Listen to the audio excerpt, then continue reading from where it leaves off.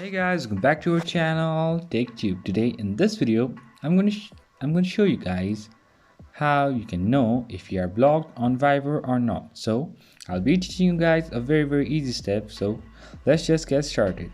So firstly, just go to any of the contact to know whether the person has blocked you or not. So let me just go with this one and let me just type anything, hellos, like this. And if you see over here, you'll be seeing double tick like this.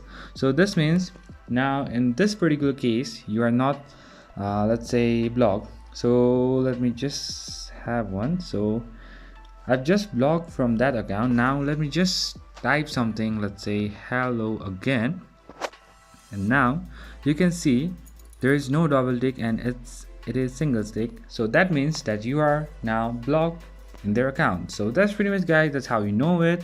So I hope this video is helpful for you guys. So thank you for watching our video, guys. If you like our video, please leave a like and do not forget to subscribe our channel and also hit the bell icon so you never miss an update from us. If you have any queries, just comment down below, guys.